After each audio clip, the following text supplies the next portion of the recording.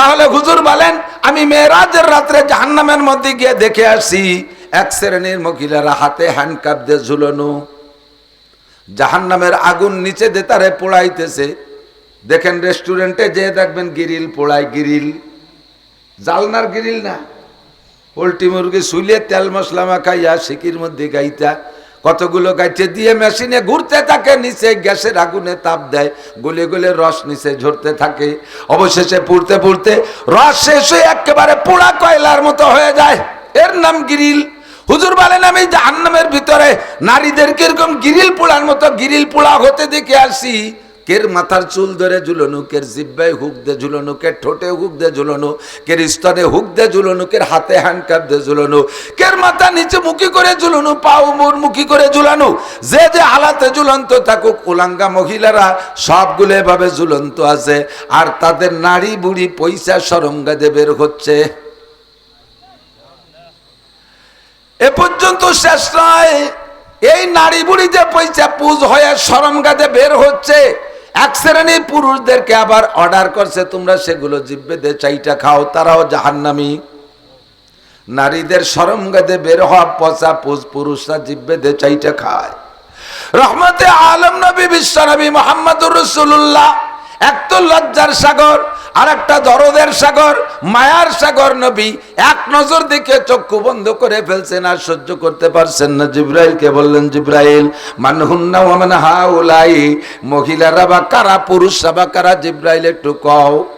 জিব্রাইল কয় হুজুর কুল্লু হাউলাই উম্মাতুক, এ অন্য কোন নবীর উম্মত না, ইব্রাহিম নবীর উম্মত না, নূহ নবীর উম্মত না, ইসমাইল নবীর উম্মত না, মুসা নবীর উম্মত না, ঈসা নবীর উম্মত না।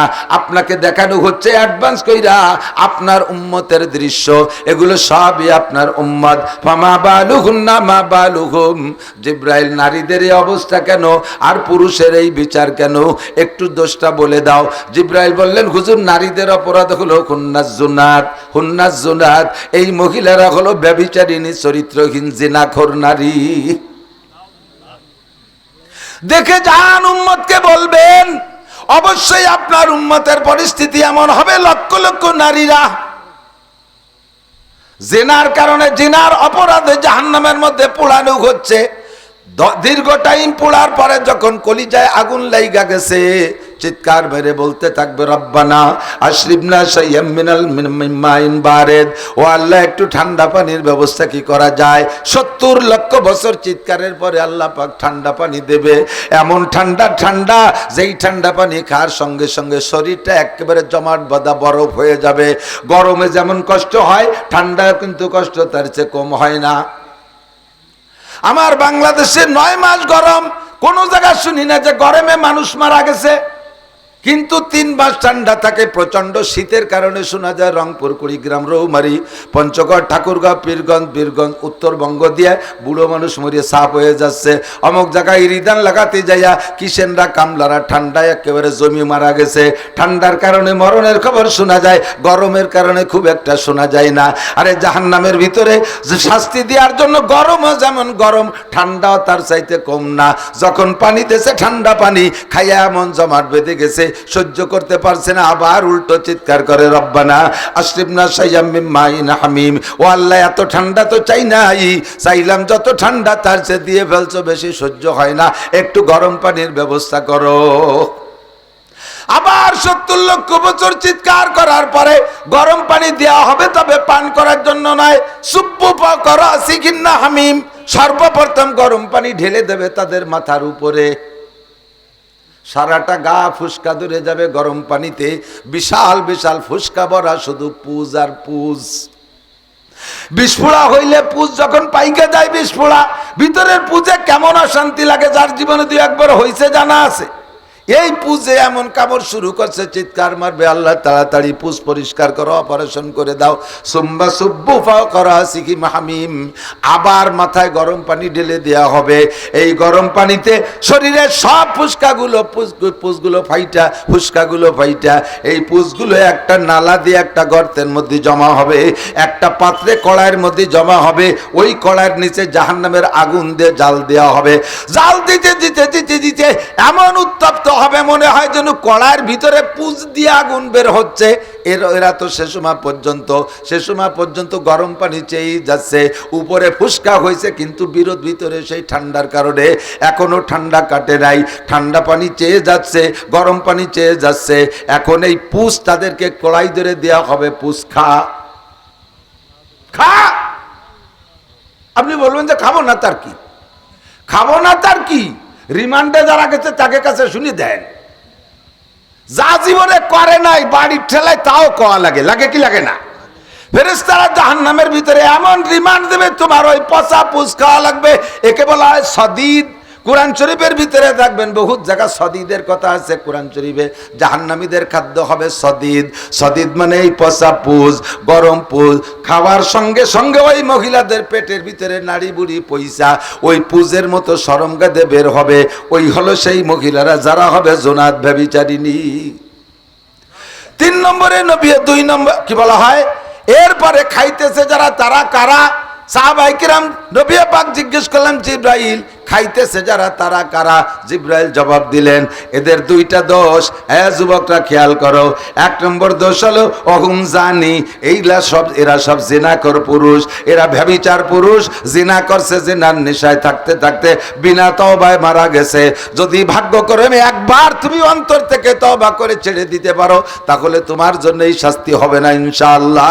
কিন্তু জিনার নেশা থাকতে থাকতে তার ভিতরে অভ্যাসের ভিতর দিয়ে যদি তুমি মারা যাও তোমার খাদ্য হবে নারীদের সরঙ্গাদে বের হওয়া পচা পুষ।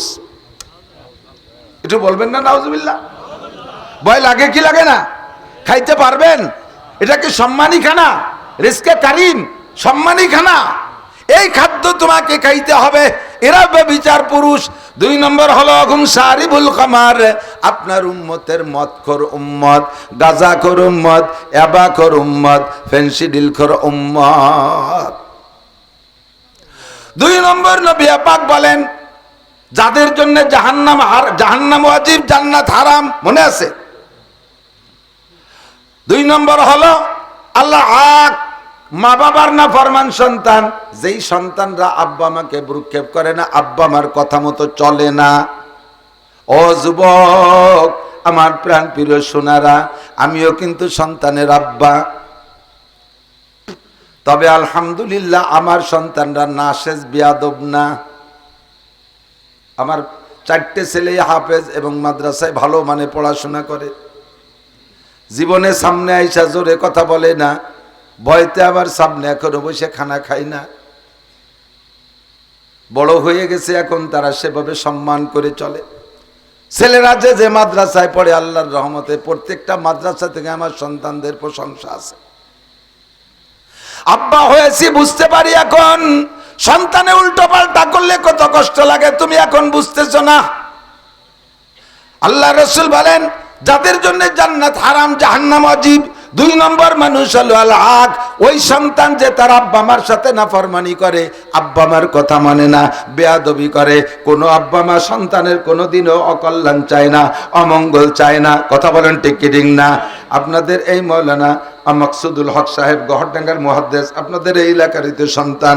ওনার ফেসবুক পোস্টে থেকে সেদিন একটা খবর দেখলাম, ঢাকার ভিতরে একটা লোক রাতের বেলা ঘুমিয়ে আছে। তার কলেজে পড়ুয়া মাইয়া রাতের বেলায় বাপকে ঘুমের ভিতরে সূরা দিয়া 13টা কোপ দেছে। সুবহানাল্লাহ, কি বিল্লাহ, একটু কন্যা জোরে। এরকম একটা মেয়ে আপনি চান না? ঘুমের মধ্যে কোপ খাবেন, পরাণ বইরি কোপাবে।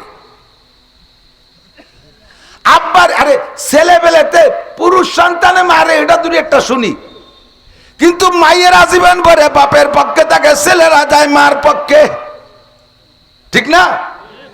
ছেলেরা যায় মার পক্ষে, মেয়েরা যায় বাপের পক্ষে। সেই মেয়েতে বাপরে ঘুমের মধ্যে 13টা কোপ দিয়েছে। সঙ্গে সঙ্গে ঢাকা মেডিকেলে নিয়ে গেছে। যতক্ষণ হুঁশ ছিল ততক্ষণ পর্যন্ত ভদ্রলোক বলতেছে, ও পুলিশ ভাইরা, দয়া করে তোমরা আমার মেয়েটারে অ্যারেস্ট করবা না। আমার মেয়েকে অ্যারেস্ট করে জেলখানায় ঢুকাইলে, আজতে ঢুকাইলে অন্ধকার জায়গা আমার মেয়ে ভয় পেয়ে মারা যাবে। আমার মেয়েটারে অ্যারেস্ট করে যদি জেলে দাও, ওর ভবিষ্যৎ নষ্ট হয়ে যাবে, ওর চাকরি হবে না, ও বিশ্ববিদ্যালয়ে অ্যাডমিশন নেবে কয়েকদিন পরে, আমার মেয়েটার বিশ্ববিদ্যালয়ের পড়াটা ব্যর্থ হবে, তার চাকরি হবে না, কর্মজীবন শেষ, ওর লাইফ ফিউজ হয়ে যাবে। কাজে আমি অনুরোধ করি, আমার সুসন্তান না কুসন্তান, একটু বলবেন না কি সন্তান? কুসন্তান। এরপরে বাপে বলতেছে, আমি যদি বেঁচে থাকি, সুস্থ হই, তাহলে আগামী মাসের বেতন পাই আমার মেয়েটিকে আমি কম্পিউটার কিনে দেব, ল্যাপটপ কিনে দেব। আর যদি মারা যাই, হে পুলিশ ভাইরা, তোমরা আমার মেয়েটারে জানাই দিও, আমার মোকালমারির ভিতরে 40,000 টাকা আছে, ওই টাকা নিয়ে যেন আমার মেয়েটি একটা নতুন ল্যাপটপ কিনে নেয়। তবুও তোমরা আমার মেয়েটিকে তোমরা অ্যারেস্ট করবা না, জেলে নিবা না। এই হলো আব্বার, ওই হলো সন্তান। আমার কাশিরি হুজুর রহমতুল্লাহ আলাইহি একটা ছোট্ট গল্প বলতেন। হুজুর বলেন, ফাজাইলে কোরআন বলতে যে হুজুর এটা বলতেন, সম্ভবত এক বড় জেন্টেলম্যান, উচ্চ শিক্ষিত বড় অফিসার ভদ্রলোক, উনি নদীর ঘাটে গেছেন, মানে কোথাও চলছেন, তো নদী পার হওয়া এসে গেছে। তো নদীর ঘাটে আইসা দেখে খেয়ালা নদীর উপারে, তো নদী যতটুকু পারে থেকে মোটামুটি ডাক দিলি খেয়ালা উপরেতে শোনে। তো ভদ্রলোক এই ঘাটে দাঁড়াইয়া, ও পাশের লোক নাই, খেয়ালাও আসতেছে না, বসে বসে সে বিড়ির পর বিড়ি খাইয়েই যাচ্ছে। একটা শেষ হয় মনে হয় যে আসবে, কিন্তু তা আসে না, আর একটা ধরায়। কারণ ভদ্রলোক ওপার যাবে, আকাশে মেঘলা মেঘলা ভাব, এই পারের থেকে খুব শিক্ষিত মানুষ তো, আমাদের মতো আঞ্চলিক বাংলায় কথা বলে, উনি এই পাশের থেকে ডাকতেছে, ওহে কর্ণধর তরি তরে তরাও, ওহে কর্ণধর তরি তরে তরাও। কর্ণধরের ছাতায়ও বোঝে না। কর্ণধর মানে খেয়াওয়ালা, তরি মানে নৌকো, তর মানে কিরানে, তরাও মানে এপারে আনো। সে তো তার উচ্চ বাংলায় 200 ফিট পানির তলের, সাগরের তলের মুক্তা ভাষা দিয়ে ছাড়তেছে, ও হে কর্ণধর তরি তরে তরা, ও বিড়ি খাইয়েই যাচ্ছে। এবার সে এক কিষেন কামলা এসে কয়, স্যার কি বলেন, কি কি ব্যাপার, কেউ চিল্লেছেন কেন? তো বলতেছে, বাবা আমার উপার যেতে হবে, কর্ণধরকে ডাকছি তো আমার কথা ভ্রুক্ষেপ করছে না। কয়, স্যার ওইভাবে ডাকলে আসবে না। এই অমকের বেটা অমক, খেয়া নিয়ে আয়, আপনার ভাষার সামনে চুলি বলবানি। কই লি চলিয়েছি। কয়, বাবা তুমি এত খারাপ ভাষা বললে, তারপরে চলে এসলো। কয়, স্যার আপনি যে মুক্তা ছাড়ছেন ও বোঝেই নেই। যে বাংলা বলবো সে বাংলা আমার মাকসাদ থাকতে হবে, উম্মতকে কথা বোঝানো। আমার এত ভালো লাগে ওহিদুজ্জামান সাহেবের বক্তা, যে একেবারে আঞ্চলিক মা খালাদের ভাষা দিয়ে আমাদেরকে বোঝায়। আল্লাহ তাআলা তার জবানের বরকত আরো বাড়ায় দিক। ছোটবেলা থেকে একরকম অনেক দিন যাবতী মাঠে, দেখতে তাজা কাঁচা কাঁচা রয়েছে, কিন্তু বয়স ভালো হয়েছে, নানা হয়ে গেছে। তো একভাবেই কণ্ঠ, আজকে যে গজল গাইছে মনে হয় যেন 14-15 বছরের পোলাদের গজল। আল্লাহ তাআলা তার কণ্ঠটা অনেক দিন কাজ জিন্দা রাখুক, বলেন আমিন। আল্লাহ পাক রব্বুল আলামিন মানব জাতিকে বানাইছে বড় মায়া করে, দয়া করে, মোহাব্বত করে। যে জিনিস বানাইতে, যে জিনিসের পিছনে যার পরিশ্রম যত বেশি হয়, তার প্রতি তার মায়াও তত বেশি হয়, ঠিক না? কষ্টে অর্জিত জিনিসের প্রতি তার দরদ বেশি। আপনার সংসার, আপনারা যারা আব্বা আছেন, আপাতত আপনার বাপের সম্পত্তি খুব একটা পেয়েছিলেন না, মোটামুটি সামান্য, তারপরে অনেক কষ্ট করে, পরিশ্রম করে, ভ্যান চালাইয়া, রিক্সা চালাইয়া, ব্যবসা করে, খেত খামার করিয়া, ইত্যাদি করে, কষ্ট করে আপনি জমি ক্ষেত বানাইছেন, ঘরবাড়ি বানাইছেন। এর প্রত্যেকটা ইঞ্চিতে ইঞ্চিতে আপনার মায়া মহাব্বত জড়িত, ঠিক না? আপনার আমার ছেলেরা, ওরা এই সম্পদ আপাতত ওদের কোনো হস্তক্ষেপ নাই, ওরা বাপের অর্জিত সম্পদ ব্যবহার করে। কাজে কাজেই মোটা মোটা টাকা, বিড়ি, গাঁজা, অ্যাবা, ভেন্সিডিল, শিক্ষা সফর, কুসফর, আকামে সফর, যেখানে সেখানে বস্তা বস্তা ঢেলি থুয়ে চলে আসে। মোটর সাইকেল অ্যাক্সিডেন্ট করছে, খালের মধ্যে ফেলাইতে চলেছে, ও নামবে না, অন্তত নিজের কিনা না।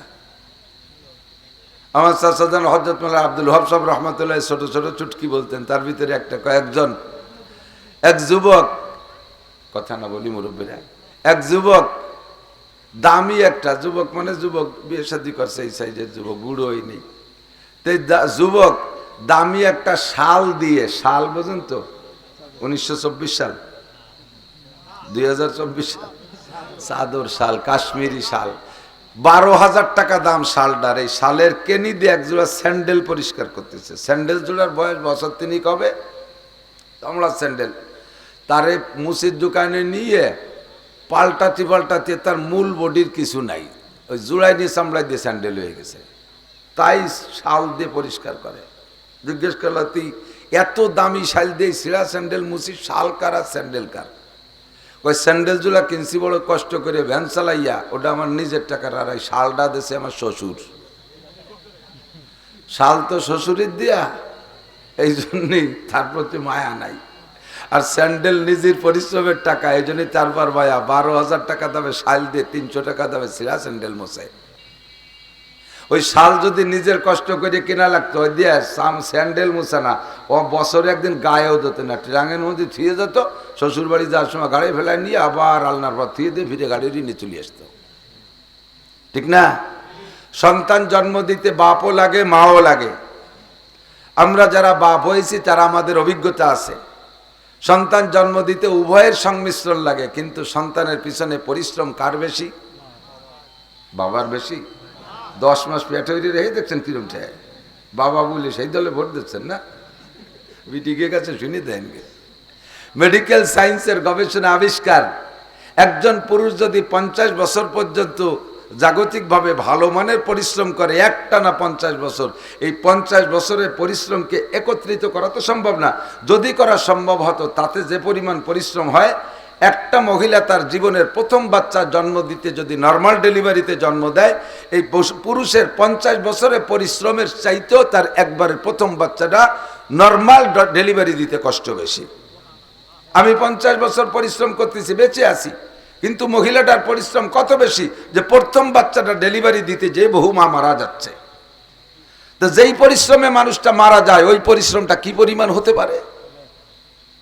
বাচ্চা পেটে রাখা কত কষ্ট, কয়েক মাস বমি বমি ভাব, যাতে হাত দেয় তাতে আষ্টে গন্ধ, মাছের গন্ধ, পানি টুক খাতে পারে না, ভাত খাতে পারে না, গোশ খাতে পারে না, কত কষ্ট। একটু বাচ্চা যখন পেটে বড় হয়ে ওঠে, তখন শুইতে পারে না, উবুর হয়ে শুতে পারে না, চিত হয়ে শুতে পারে না, কায়তে হয়ে শুইতে পারে না। বাচ্চা যখন আরো বড় হয়, পেটের ভিতরে উড়া মোড়া দেয়, বাচ্চায় লাথি মারে, মা অজ্ঞান হয়ে যায়। এইভাবে প্রত্যেকটা ধাপে ধাপে তার মারই কষ্ট। এরপরে ডেলিভারি যন্ত্রণা তো সর্বোচ্চ যন্ত্রণা আছে। বাচ্চা ডেলিভারির পরে বাচ্চাটা সুন্দর হলে বাপে দেখে আদর সোয়াগ করে চুমো টুমো খাইয়ে দৌড়ই যায়, 20 কেজি মিষ্টি নিয়ে আসতে পারে, সোনার চেন বানায় নিয়ে আসতে পারে, কিন্তু বাচ্চাকে লালন পালন করে বড় করার যে পরিশ্রম, এটা বাপে সহ্য করতে পারে না। সারাদিন পরিশ্রম করে আসি আমরা, আসার পরে যদি রাতের বেলা বাচ্চা ট্যাটা করে কান্দে, বাপের ঘুমের ডিস্টার্ব হয়, মারে এক থাপ্পড় দিয়ে বাচ্চারে 2 গালি দিয়ে কয়, যা থাক তোরা ঘরের মধ্যে, আমি গোয়েল ঘরে যে শুই গিয়ে, ঘর ছাড়িয়ে যে গুয়ালি যে শোবে, তবু বাচ্চার কান্না শোবে না। মা যদি এই আমল করে, তাহলে আমরা একটাও এবং তো আসতে পারতাম? আমাকে মারা যদি ওই সিদ্ধান্ত নিত যে থাক তুই ঘরে পড়িয়ে থাক, আমি গোয়েল ঘরে যে তাই গে। রাতের বেলা সব কষ্ট মার, রক্ত মাংস দুধের মাধ্যমে চুষে খাচ্ছে। একটা বাচ্চা নিয়মতান্ত্রিক ভাবে যদি 2 বছর মায়ের স্তনের দুধ খেয়েই বেঁচে থাকে, ডানি বামে অন্য খানা না খায়, তাহলে কমপক্ষে 60 মণ দুধ খায়। হিসেব তো কোনোদিন করে দেখিনি। যেই বাচ্চাটা মায়ের দুধ পায় না, তারা ফিডার খাওয়াইতে হয়। যারা ফিডার খাওয়ায় বাচ্চা বড় করছেন, তারা দেখেন কি পরিমাণ টাকা খাওয়াইছেন। এরপরও মেডিকেল সায়েন্সের গবেষণা, মায়ের দুধের বিকল্প জগতে কিছুই হয় না। ও বাচ্চারা যারা বড় হয়ে গেছো, আমরা বড় হয়ে গেছি, মায়ের দুধ খাইছি যে মা আমাকে এত বড় হাসান অনুগ্রহ করেছে, এত দয়া করেছে, একটুও মনে নাই, একটুও মনে নাই। বড় হওয়ার পরে এরপরে আরো বড় হতে হতে যখন শ্বশুর বাড়ি চলে গেছে, এরপরে মার চাইতে বেশি হয়ে যায় শাশুড়ি আপন। মার সাথে একটু ঝগড়া বাঁধাইয়া বছরের পর বছর মাকে মা কয়ে ডাকে না, আর শাশুড়ির পিছনে মূলবাসীর মতো হ্যাম্বা হ্যাম্বা অত্যালেই যায়। আম্মা কয় না, হ্যাম্বা কয় বোঝা যায় না। কতক্ষণ তুমি তোমার শাশুড়ির পেটে জন্ম নেও নাই, তুমি তোমার শাশুড়ির দুধ খাইয়ে বড় হও নাই। শাশুড়ি সারা জীবন ভরে মাছ গোশ ডিম খাওয়াবে, সবকিছু মিলাইয়া মায়ের স্তনের 1 ফোঁটা দুধের সমপরিমাণ হবে না। ঠিক না? আল্লাহু আকবার। এজন্য আল্লাহ পাক বলেন, ওয়াকাদা রাব্বুকা আল্লা তা'বুদু ইল্লা ইয়্যাহ ওয়া বিল ওয়ালিদাইনি ইহসানা। আব্বার অবদান তোমার উপরে কম না। তোমার মতো কলিজার টুকরা সন্তানকে বাড়ি রাইখা বিদেশে চলে যাচ্ছে বছরের পর বছর সৌদি আরবের মরুভূমির চরের ভিতর দিয়া উট ঘোড়া গাধা দুম্বা বেড়া চড়াইয়া পিঠের চামড়া ছাল চামড়া উইটা যায়, টাকা কামাই করে সেখান থেকে পাঠায় তোমার জন্য। আব্বার অবদান তোমার উপরে একটু কম না। কোথাও গিয়ে যদি অনুষ্ঠানে এক কান জিলাপি পায়, নিজের খাইতে পারে না, চাইলেও না খাইয়া পলিথিনটা ধরে পকেটের মধ্যে থুয়ে দেয়, আমার নানটু খাবে, আমার জুয়েল খাবে, আমার টুয়েল খাবে, আমার বাবা খাইলে সবাইলে খাইলে কেমন লাগে এইটা একটু দেখতে মনে চায় আব্বার। কথা কন, যারা আব্বা আছেন একটু ঠিক বলেন না বেঠিক? সব পরিশ্রম তোমার জন্য করেছে। আব্বার অবদানও কম না, তবে মার অবদান অনেক বেশি। 2.5 বছর পর্যন্ত পেশাব স্তনের দুধ পান করাইছে, 4-5 বছর পর্যন্ত তুমি পায়খানা করে পানি খরচ করতে পারতে না।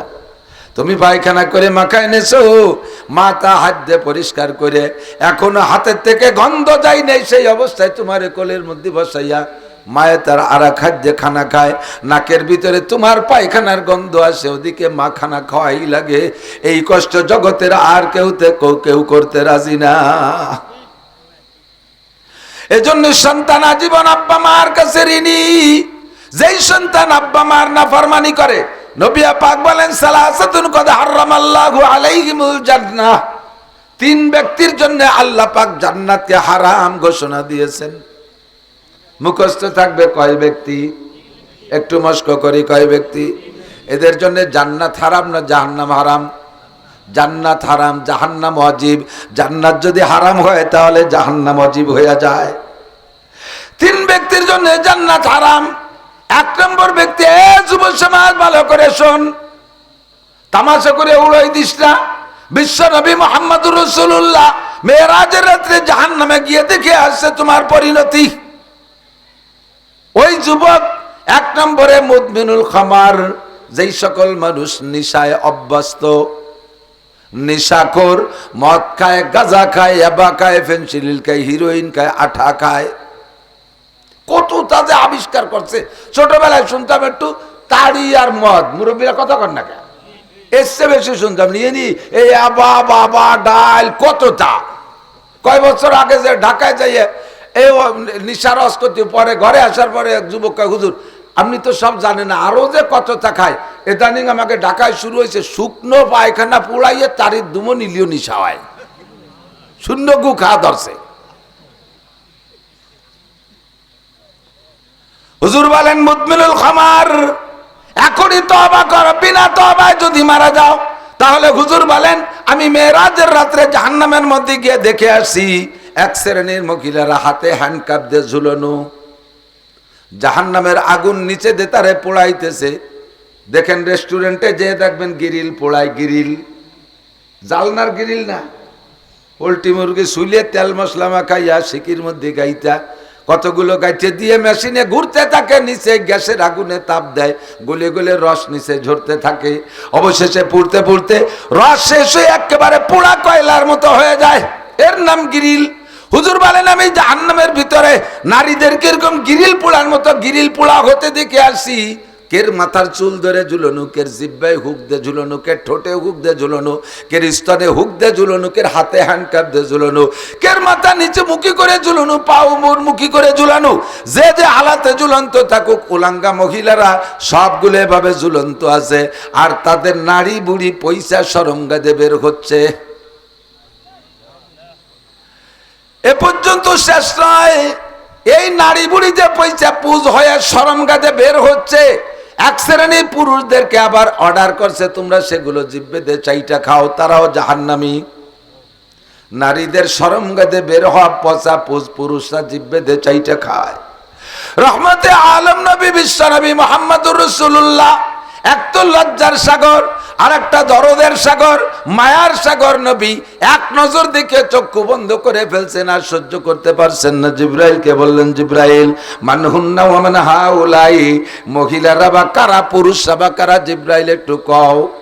জিব্রাইল কয় হুজুর কুল্লু হাউলাই উম্মাতুক, এ অন্য কোন নবীর উম্মত না, ইব্রাহিম নবীর উম্মত না, নূহ নবীর উম্মত না, ইসমাইল নবীর উম্মত না, মুসা নবীর উম্মত না, ঈসা নবীর উম্মত না।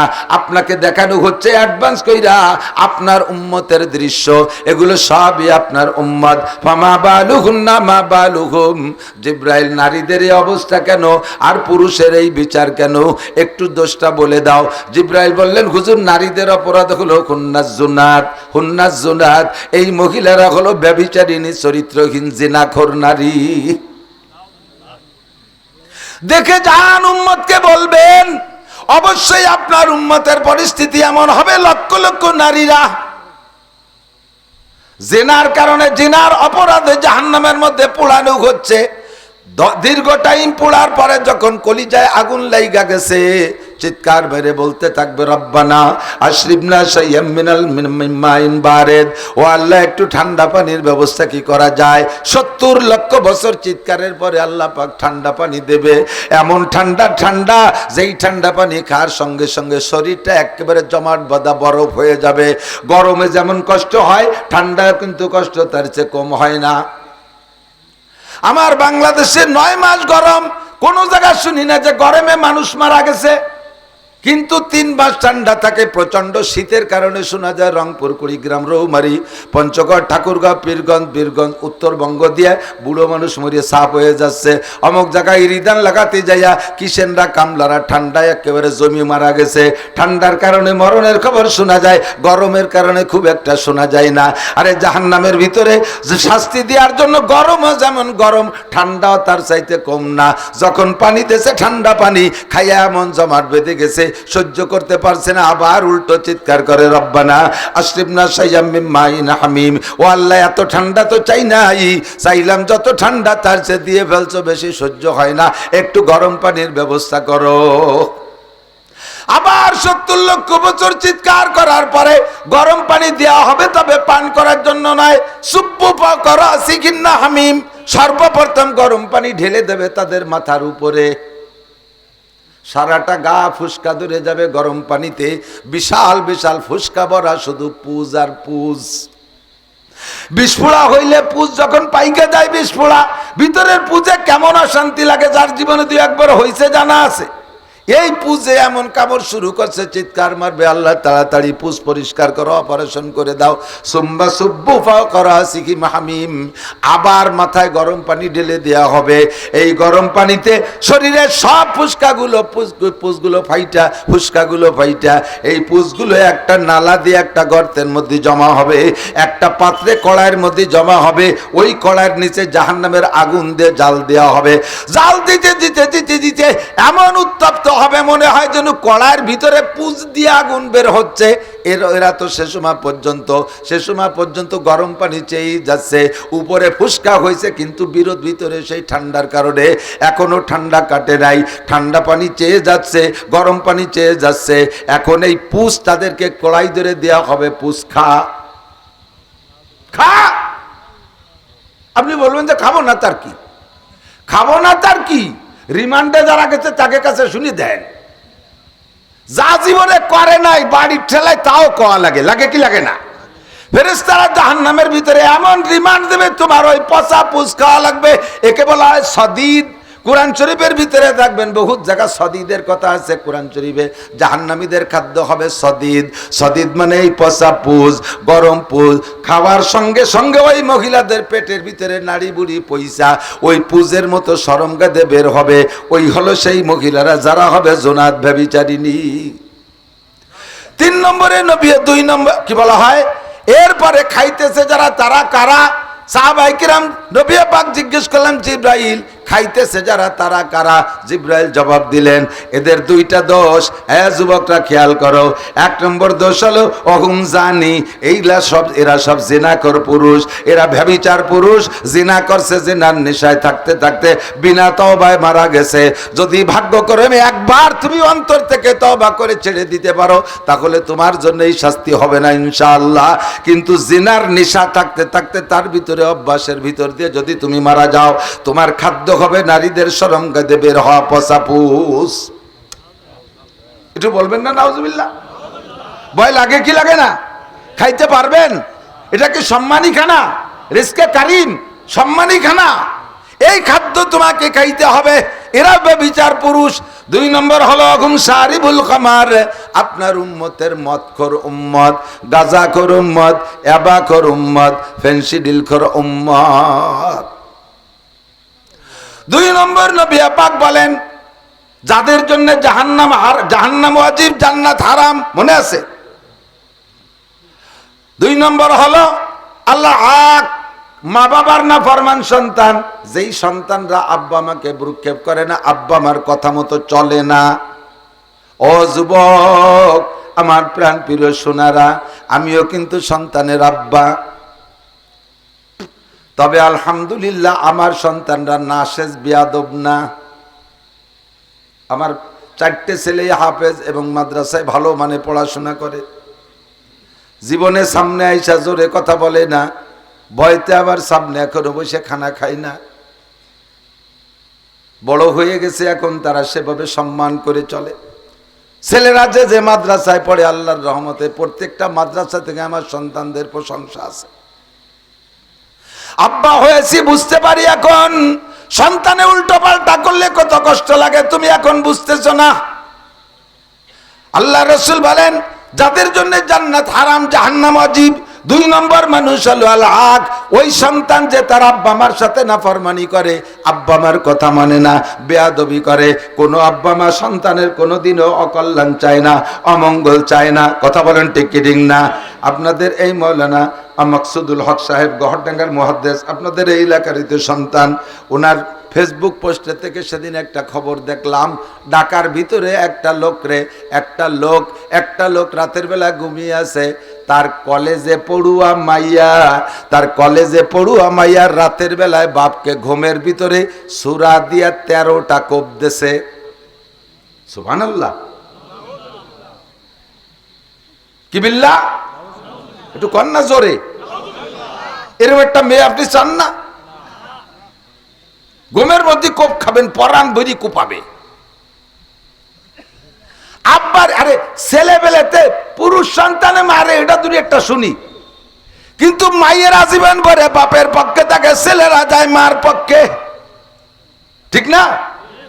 ছেলেরা যায় মার পক্ষে, মেয়েরা যায় মা বাপের পক্ষে। সেই মেয়েতে বাপরে ঘুমের মধ্যে 13টা কোপ দিছে। সঙ্গে সঙ্গে ঢাকা মেডিকেলে নিয়ে গেছে। যতক্ষণ হুঁশ ছিল ততক্ষণ পর্যন্ত ভদ্রলোক বলতেছে, ও পুলিশ ভাইরা, দয়া করে তোমরা আমার মেয়েটারে অ্যারেস্ট করবা না। আমার মেয়েকে অ্যারেস্ট করে জেলখানায় ঢুকাইলে, হাজতে ঢুকাইলে, অন্ধকার জায়গা আমার মেয়ে ভয় পেয়ে মারা যাবে। আমার মেয়েটারে অ্যারেস্ট করে যদি জেলে দাও, ওর ভবিষ্যৎ নষ্ট হয়ে যাবে, ওর চাকরি হবে না, ও বিশ্ববিদ্যালয়ে অ্যাডমিশন নেবে কয়েকদিন পরে। আমার মেয়েটার বিশ্ববিদ্যালয়ের পড়াটা ব্যর্থ হবে, তার চাকরি হবে না, কর্মজীবন শেষ, ওর লাইফ ফিউজ হয়ে যাবে।